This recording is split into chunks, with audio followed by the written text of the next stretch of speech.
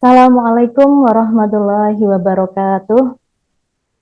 Halo Sobat Kesatria, selamat pagi, selamat datang di Meka Talk, Mechanical Engineering Talk. Saya Siti Ulfasana sebagai host pada podcast kali ini, dan ini adalah podcast perdana kita. Tentunya diharapkan akan ada episode-episode selanjutnya yang mungkin dapat menginspirasi Sobat Kesatria semuanya. Baik, kali ini kita kedatangan tamu dari alumni kita, yaitu Saudara Ahmad Faza Farhani yang saat ini berada di Turki. Halo, selamat pagi Mas Faza. Halo, Selamat selamat pagi. datang kembali di kampus kita tercinta. By the way nih Mas, kalau di Indonesia saat ini pukul 9. Kalau di Turki pukul berapa ya? Kalau di Turki itu selisih 4 jam, 4 jam lebih mundur. Jadi di sini jam 5 pagi, Oke, jam 5 gitu. pagi. Iya, masih pagi. Pagi. Kalau di sana saat ini sedang musim apa ya? Saat ini musim dingin, musim winter. Jadi untuk suhunya sendiri kurang lebih itu berkisar antara 8 derajat lah. Ya, lumayan lah. Suhu di puncak lah, kurang lebih. Oke, sangat dingin ya. Ya. Boleh diceritakan suasana di sana saat ini Mas, mungkin dari sehari-harinya Oh, dibandingkan dengan Indonesia. oh, kalau suasana di sini ya, untuk di Turki sendiri, mayoritas Turki itu Muslim seperti Indo-Indonesia, kurang lebih 90% penduduknya itu Muslim. Jadi tidak seperti negara-negara di Eropa lainnya.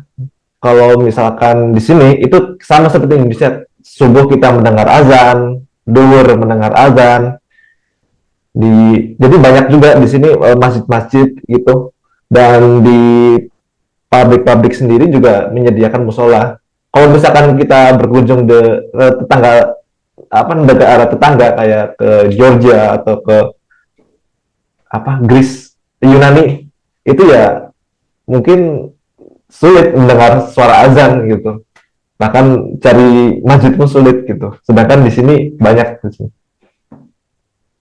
Oke, itu kalau keseharian di sana ya. Kalau suasana kerja bagaimana Mas dibandingkan dengan di Indonesia? Oh, suasana kerja ya, suasana kerja,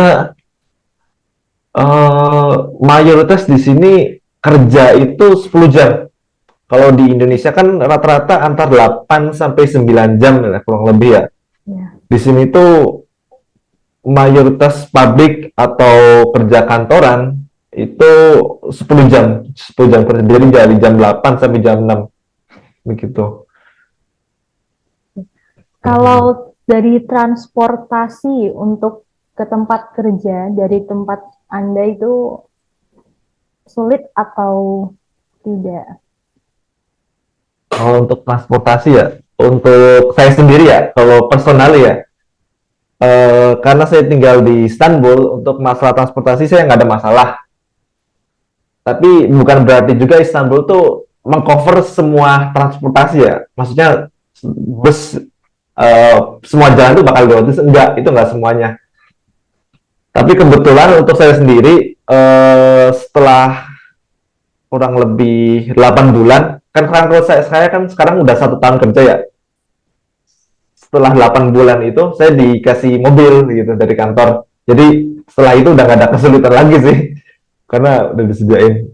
Tapi untuk masalah transportasi, semua transportasi sudah terintegrasi, jadi antara bus dan kereta itu semuanya udah terintegrasi. Jadi kalau mau ngoper, mau arah kemana, ntar naik bus, habis itu naik kereta ini transit ke naik kereta. Kalau itu semua seperti di Jakarta lah, kurang lebih semuanya udah Berarti terintegrasi. tidak terlalu sulit ditemukan transportasi umum ya. Iya, untuk di Istanbul ya, sama Iya, seperti Jakarta kurang lebih. baik. Kalau boleh tahu saat ini Mas Faza itu kerja di perusahaan apa, sebagai apa? Untuk saat ini saya kerja sebagai service engineer eh, di perusahaan Pro SMT. Ini perusahaan yang bergerak di bidang jasa untuk perusahaan pabrik-pabrik yang membuat perangkat elektronik papan PCB, kalau kalau pernah dengar papan PCB. Jadi atau papan elektronik yang biasa di dalam mesin-mesin itu, nah itu diproduksi di pabrik-pabrik. Kalau contohnya di Indonesia, gampangannya di Indonesia kayak Yamaha, Yamaha elektronik atau Yamaha musik itu juga produksi elektronik juga, kan alat musik ya. Atau lebih gampangnya kayak Sanken, itu kan memproduksi papan elektroniknya. Nah, perusahaan saya itu menyediakan mesinnya, men-troubleshooting, terus memaintenance juga. Jadi itu disediakan dari perusahaan saya gitu. Kalau boleh kilas balik, Mhm. jadi sebelum Mas Faza itu ke Turki, apakah ada rencana dari ketika masih berkuliah untuk bekerja di luar negeri, khususnya di Turki? Kalau kita bicara tentang masa lalu itu ya, Ya, sebenarnya saya nggak ada kepikiran untuk tujuan saya di Turki ya. Sebenarnya setelah lulus kuliah, saya mendalami bahasa Inggris dulu karena bahasa Inggris ini memang gerbangnya lah istilahnya. Kalau kita mau melanjutkan ke S2 atau mau kerja atau mau apapun lah pasti kan membutuhkan bahasa Inggris karena bahasa Inggris itu gate-nya dulu gitu loh, gerbangnya dulu, gerbang awal menuju ke jenjang selanjutnya. Kalau kita nggak punya bahasa Inggris kan pasti akan terhalang. Nah makanya ketika itu saya belajar di Pare kurang lebih 9 bulan. Rencananya saat itu saya pengen kuliah di luar negeri. Ceritanya saya mendalami IELTS kurang lebih 9 bulan, kemudian tes kurang lebih dapat skor itu 6, IELTS 6. Itu udah saya merasakan sendiri itu udah berdarah-darah mendapat 6 itu. iya, Karena basically saya juga bukan apa namanya, bukan nggak begitu jago dalam bahasa Inggris gitu. Saya tes LPDP, tes dokumen saya diterima, tes tes tulis saya juga diterima. Ketika interview di tahap terakhir, FGD dan interview saya ditolak. Ya, kurang beruntung. Akhirnya kemudian saya melanjutkan kerja di Bekasi. Kurang lebih ceritanya gitu. Dan akhirnya saya bisa ke sini. Itu, ini mau saya ceritain lagi nggak? iya boleh silahkan. Oh, jadi ceritanya saya kerja di Bekasi, itu di distributor Yamaha juga. Kemudian kenapa saya bisa sampai ke sini? Ketika di Bekasi, setelah saya 3 tahun bekerja, itu saya mencoba mencari tahu kompetitor dari perusahaan saya yang saat itu. Saya mencoba mencari tahu kompetitornya yang ada di luar negeri. Kan saya berpikir bahwa ini mesin Yamaha, pasti dong ini produk internasional, nggak mungkin dong kalau ini dijual di Indonesia aja. Nah, makanya saya coba searching distributor mana aja sih dari Yamaha ini yang menjual di negara-negara lain, dan saya mencoba apply aplikasinya itu, CV saya sendiri itu ke beberapa negara, jadi ke semua distributor gitu. Jadi ketika saya nemu emailnya, saya kirim aja CV saya mau join ke company kamu, saya punya bahasa Inggris sekian, saya punya pengalaman sekian, saya punya achievement ini semasa kuliah, dan alhamdulillah dari beberapa belas CV yang saya kirim itu ada 2 perusahaan yang membalas, tapi yang perusahaan yang pertama itu dia menolak saya, dan perusahaan yang kedua ini dari Turki, dan perusahaan yang Turki ini menerima saya. Itu ceritanya. Oke, sangat keren sekali ya. Sebelum mendaftar di perusahaan tadi yang berada di luar negeri, apakah ada syarat-syarat tertentu untuk mendaftar ke sana, Mas? Sebenarnya nggak ada secara spesifik sih ya untuk masalah kerja. Kan kalau misalkan Mohon maaf, Mas, kerja suaranya kurang. itu, ya, kalau misalkan kita kerja berdasarkan pengalaman, itu biasanya yang diutamakan pengalaman dulu, yang kedua bahasanya. Kalau misalkan kita fresh graduate, itu biasanya kita akan diukur berdasarkan aktivitas kita selama di kampus. Seberapa aktif sih kita ketika di kampus. Tapi kalau misalkan kita di hire di apa namanya, ketika sudah punya pengalaman, itu diukur berdasarkan berapa lama pengalaman, dan apa aja sih yang sudah diketahui selama bekerja. Itu yang diukur sebenarnya. Jadi nggak ada spesifikasi khusus sebenarnya, nggak ada kayak misalkan apa namanya, eh, misalkan skor harus sekian itu nggak ada sebenarnya. Kalau yang diterima itu berdasarkan pengalaman ya, itu sebenarnya berdasarkan kamu sudah tahu seberapa banyak sih gitu. Itu yang diukur sebenarnya. Oke, jadi kalau skor untuk bahasa Inggris itu berdasarkan pengalaman Mas Faza itu menjadi poin sekian ya. Yang penting pengalamannya terlebih dahulu. Iya, tapi bahasa Inggris penting. Bahasa Inggris penting. Iya. Maksudnya ketika kita nggak bisa bahasa Inggris kan otomatis, misalkan kita nggak melampirkan, misalkan kita nggak melampirkan sertifikat bahasa Inggris ya, otomatis nggak bakal diterima dong. Mana ada orang percaya kita bisa bahasa Inggris kalau kita nggak melampirkan sertifikatnya kan. Oke, kalau Tapi nggak ada flashback, spesifik skornya, sorry. oke, ya, terima kasih Mas. Kalau kita flashback ke masa perkuliahan di Teknik Mesin UII, apakah ada hal-hal atau kejadian yang sangat melekat di benak Anda? Oh, banyak banget ya. Jelas sih banyak banget sih. Wah, kalau misalkan dijelasin semuanya, kayaknya nggak cukup di 1 jam. Wah, soalnya kan kuliah kan berapa semester, 8 semester kan. Tapi yang paling melekat itu sebenarnya kalau saya sendiri sih aktivitas di luar kampus sebenarnya. Maksudnya di luar perkuliahan. Jadi aktivitas selama kayak aktivitas di lab, persiapan untuk lomba gitu. Jadi kita tuh waktu itu satu tim ya, kan saya istilahnya saya dan teman-teman itu membuat sebuah komunitas namanya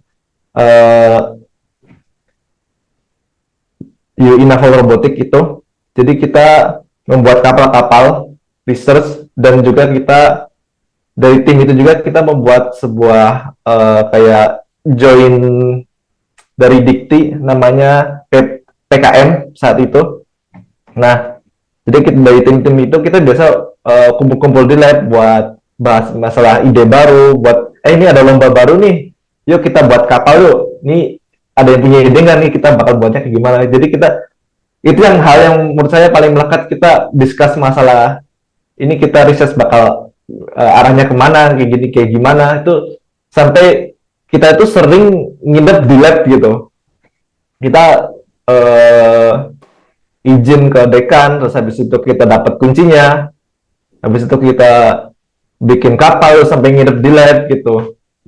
Tidur di kursi atau kadang tidur di karpet-karpet, ketika kedinginan ya pakai sejadah buat jadi selimutnya kayak gitu. Itu hal-hal yang istilahnya saya merasakan kekeluargaan lah di situ, kekeluargaan untuk menyelesaikan eh, sebuah riset gitu saat itu tuh. Meskipun ya beberapa nggak selalu dalam lomba itu saya dan tim tuh mendapatkan juara, tapi tiap-tiap dari kita pasti bahagia lah istilahnya dengan kebersamaannya, kita susah senang bareng gitu. Dan setiap lomba itu pasti ada ceritanya masing-masing. Mungkin saya ada kurang lebih ada 8 sampai 10 lomba lah itu, dan setiap lomba tuh ada kejadian yang tidak terduga, susah senangnya tuh ada. Itu yang bikin saya teringat terus gitu. Sangat keren sekali ya pengalamannya. Selanjutnya Mas, kalau kita tarik mundur lagi, Boleh. kenapa sih dulu memilih teknik mesin, khususnya teknik mesin UIE? Oh, ini juga cerita perjuangan juga sih sebenarnya. Sebenarnya saya nggak ada intention ya sebenarnya ke UI. Jujur aja nih, jujur. Dulu ketika saya SMA, ini kan ke UI ya, berarti kan transisi dari SMA ke perkuliahan ya kan ya, transisi kan ya. Dulu ketika saya masih SMA, saya benar-benar nggak ada belajar UN sama sekali. Saya cuma fokus ke saat itu namanya SBMPTN, jadi ujian tulis gitu. Karena ujian undangan kayaknya nggak bakal lolos deh. Nah, saya tuh fokus maunya ke kampus negeri gitu, dan jurusan teknik mesin. Ngotot banget pokoknya di kampus mana juga pengennya teknik mesin aja. Nah, ketika itu kurang lebih ada 7 kali seleksi kalau nggak salah. Jadi dimulai dari jalur undangan, jalur tulis SBMPTN, jalur tulis Undip, UGM, Unsud, apalagi ya. Terus ujian bersama, apa ya namanya, lupa itu. Nah, itu dari 7 seleksi itu, saya milihnya teknik mesin semua, dan nggak ada yang keterima sama sekali ya. Benar-benar nggak ada yang keterima sama sekali, dan saya baru tahu kalau misalkan UI itu punya teknik mesin gitu. Kan saya dulu SMA deket di Pananaran ya, SMA Aliyah Sunan Pananaran kan deket. Saya baru tahu kalau UI itu punya teknik mesin. Kemudian saya daftar dong saat itu, dan alhamdulillah keterima. Jadi ceritanya memang nggak sengaja sih jatuhnya, meskipun saya antara SMA saya dan kampus ini deketan, tapi saya nggak tahu kalau misalkan ini punya teknik mesin. Saat daftar saya, loh ada teknik mesin ternyata, yaudah saya daftar teknik mesin gitu. Oke. Ketika masa-masa kuliah, Mas Maza pernah dengar kata-kata kesatria dan solver tidak? Kalau dari keduanya atau salah satu istilah tersebut pernah didengar ketika masih berkuliah di teknik mesin UII, apa makna dari solver dan kesatria itu? Solver dan kesatria ya. Kalau solver sendiri itu kan secara nasional ya, maksudnya itu kan persatuan kayak teknik mesin seluruh Indonesia ya, menggunakan slogan yang sama, solver celebrity forever kan. Nah, kalau kesatria itu, saya dengar istilah itu ketika saya ketika saat itu tuh kaprodinya Pak Risdi, dan yang penjabat himpunan itu, maksudnya yang jadi ketua himpunan itu angkatan bawah saya. Jadi Pak Risdi mengenalkan istilah kesatria. Tapi saya sendiri jujur ya, saya kurang paham arti kesatria sendiri, singkatannya itu dari apa. Tapi saya mengenal kata kesatria itu dari Pak Risdi yang mengenalkan saat itu. Pak Risdi ngeposting di FB itu sih. Mungkin banyak yang bisa ngasih tahu saya. Baik, kalau di bidang akademik nih Mas, Oke, oke. mata kuliah apa yang sangat berkesan bagi Mas Faza? Kuliah ya. Aduh, mata kuliah. Kalau misalkan mata kuliah teori, kalau misalkan mata kuliah teori, mungkin matematika teknik sih. Sebenarnya agak agak lucu sih sebenarnya matematika teknik. Waktu itu diampu sama dosen Bu Yusti. Dia namanya matematika teknik. Jadi eh, uniknya gini, saat ujian itu kan waktu 2 jam ya. Itu kurang lebih 1 jam, kurang lebih 90 menitan lah, 90 menit 1 jam setengah ya. 90 menit 1 jam setengah itu dipakai analisa dan buat nulis kalkulasinya gitu loh. Jadi kan kalau kita ujian kan kalau nggak salah 5 lembar ya, 5 lembar. Nah itu kita sampai minta lagi gitu kertasnya itu. Jadi kalau yang bener-bener blank nggak bisa itu mungkin mungkin mereka bakal keluar duluan gitu. Jadi masih lucu aja sih maksudnya beberapa ada yang tiba-tiba keluar duluan karena udah stres duluan kan. Ini kan hitung-hitungannya bener-bener Ya, wah banget gitu kan. Sampai pada ada yang nggak mudeng sama sekali akhirnya pada keluar gitu. Menurut saya itu unik aja sih. Jadi 2 jam waktu itu ujian tuh benar-benar dipakai buat kalkulasi sama analisa. Itu sih yang unik. Tapi yang saya lain, prefer ke mata mata kuliah praktikum sih karena lebih asik aja karena lebih praktek gitu. selanjutnya ketika masa perkuliahan, siapa sih dosen-dosen atau mungkin pendik yang sangat menarik di mata Mas Faza? Ya. Kalau misalkan saat itu Mas Doni ngajar, mungkin saya pilihnya Mas Doni. Belum ya saat itu. Dia tuh masih masih masih jadi mahasiswa juga sih. Saya semester itu semester semester berapa? Pokoknya sesi 4 tahun ya, kalau nggak salah. Tapi selama itu mungkin saya bisa milih satu Pak Faizun karena Pak Faizun itu eh, ngasih banyak ide untuk PKM.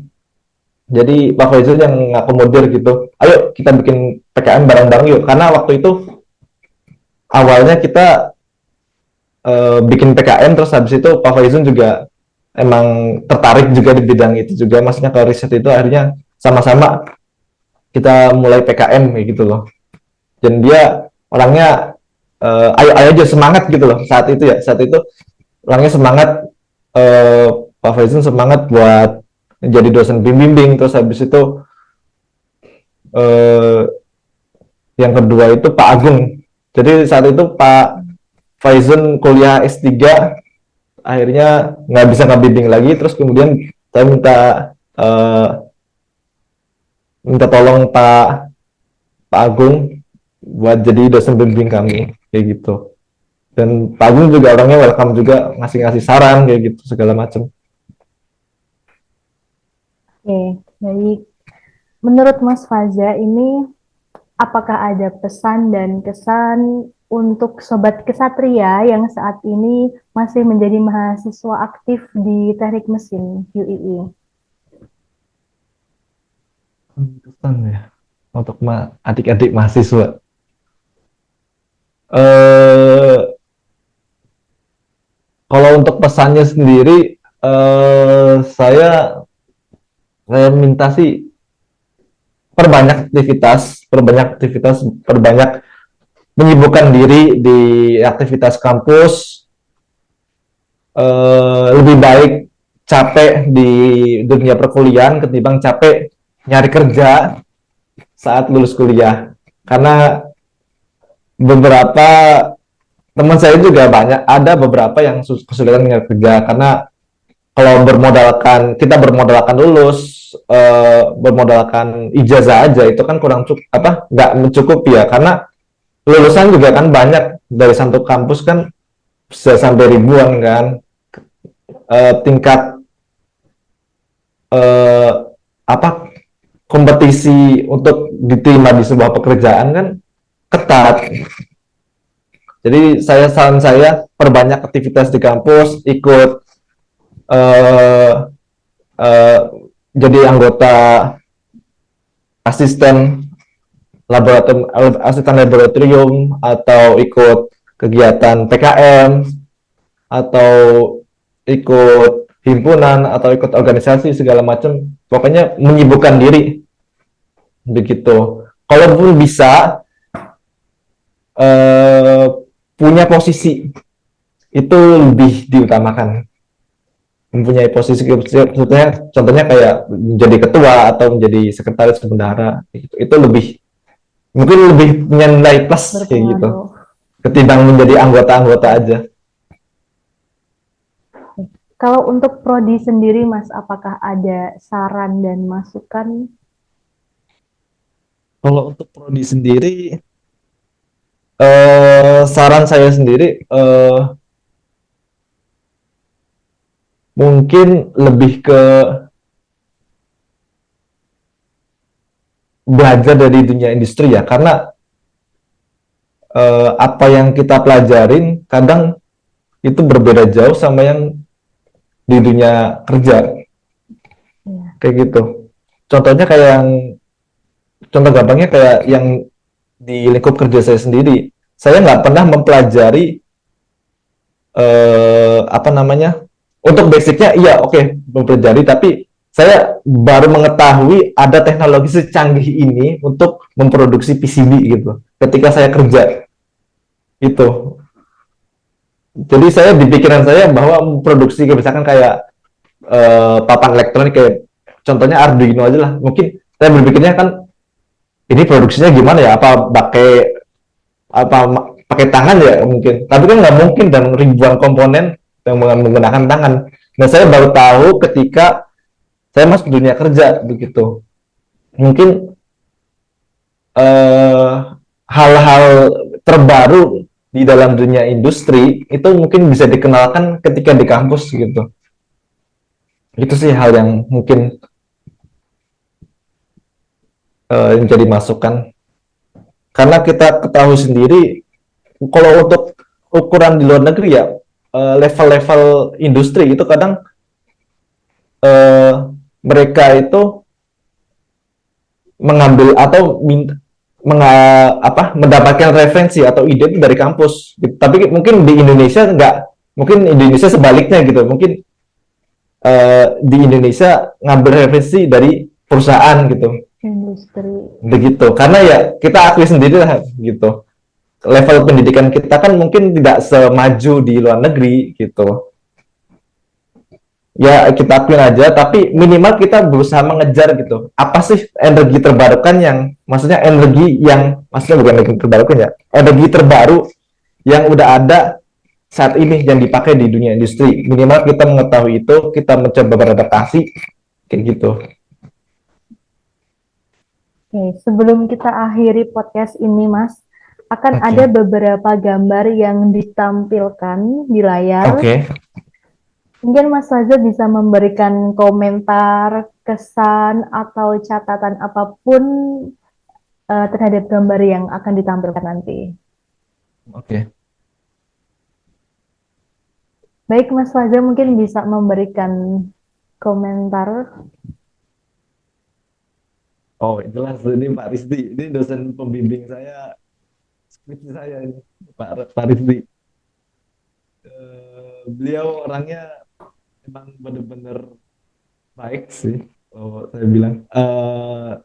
Benar-benar istilahnya mengayomi lah ketika dia menjadi kapolri di saat itu. Dia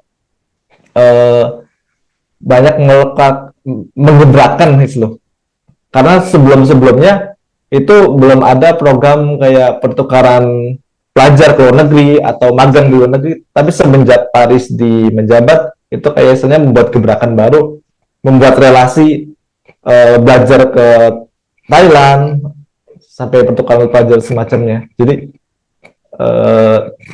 top buat Pak Rizky. Oke, top buat Pak Rizky. Selanjutnya, Wah, Pak Agung. Ya, ini dosen pembimbing saya juga untuk tim kapal robotika ini. Ini Pak Agung. Saya juga sering konsul. Dulu sering chattingan juga sama Pak Agung, jelas. Dan saya masih kenal. Mungkin beliau juga masih kenal saya.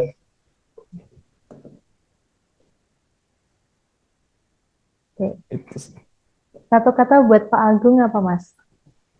kata buat Pak Agung. Oh, satu kata ya.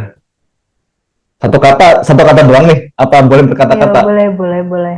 Oh, Kalau tadi Pak Rizky kan top buat Pak Rizky. Kalau Pak Agung apa? kalau Pak Agung. Kalau Pak Agung, eh, apa ya? Kata-katanya ya. Eh, yang jelas, kalau saya sendiri, saya merasa terinspirasi dari Pak Agung gitu untuk belajar lebih itu tentang hal elektronik itu salah satu inspirasi saya itu Pak Agung untuk belajar elektronik lebih gitu. Inspirator Untuk mungkin belajar, ya.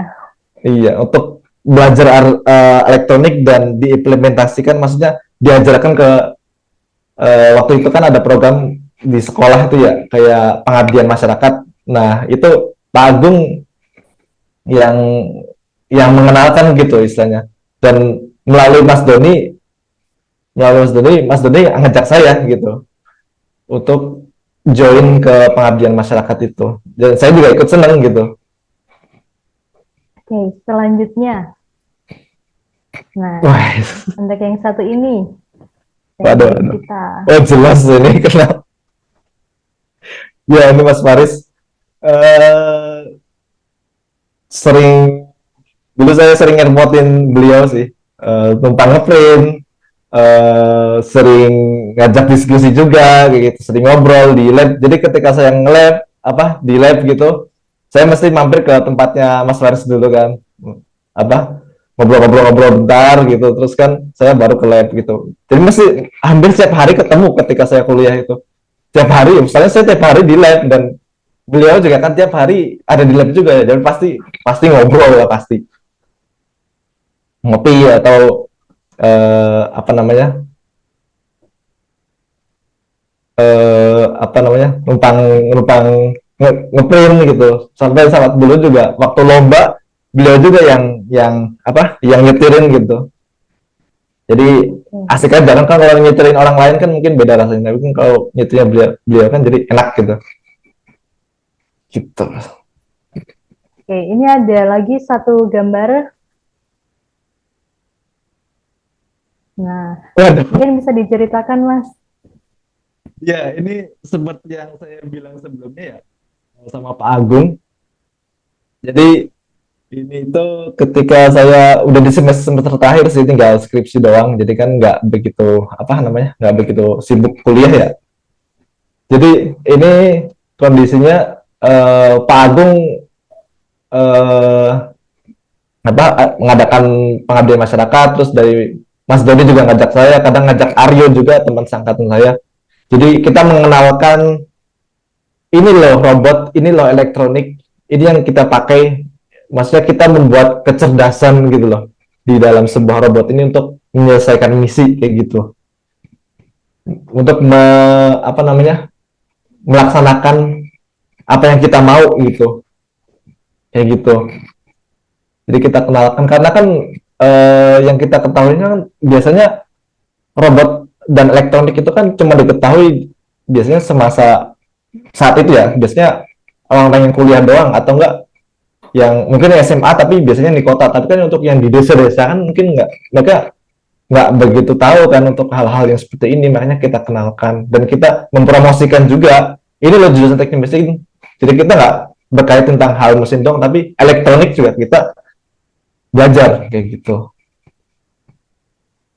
Oke, terima kasih Mas Faza. Iya. Iya, ini juga. Oh ya, ada satu lagi gambar. Oh, mana tuh? Boleh. Mungkin bisa diceritakan. Robot sumo. Ya, ini Iya, sedang ini juga. apa ini, Mas? Ini sama juga sama seperti sebelumnya. Jadi untuk pengabdian masyarakat. Jadi kayak mengenalkan robotika ke dan sekaligus mempromosikan teknik mesin ke anak-anak SMA dan SMK saat itu. Ya, ini salah satu hal yang apa namanya saya senangi juga gitu kan karena ya kita mengajarkan hal baru ke anak-anak apa maksudnya ke orang lain terus kemudian dapat makan juga kan saat itu kan ikut-ikut dosen kan jadi ini namanya mahasiswa ya namanya mahasiswa yang banyak kayak namanya juga makannya makan apa sih yang kan jarang makan enak Iya. kan waktu diajak sama dosen kan biasanya makan enak kan nah itu kesempatannya gitu loh itu yang hal kecil yang sebenarnya membuat bahagia gitu itu. Oke, Mas Faza, terima Gitu. kasih atas waktunya. Mhm. Ditunggu kedatangannya nanti di kampus dan prodi tercinta. Oke, tahun depan Paling sekedar informasi ada acara lustrum.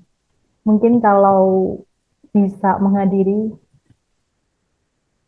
oke oke Baik, oke. Sobat Kesatria, itulah saudara kita, alumni kita, yaitu Mas Ahmad Faza Farhani, yang saat ini bekerja di Turki. Semoga episode pertama ini dapat menginspirasi Sobat Kesatria semuanya. Sampai jumpa di episode-episode selanjutnya, dan jangan lupa untuk like, komen, dan subscribe channel YouTube Teknik Mesin UII. Wassalamualaikum warahmatullahi wabarakatuh.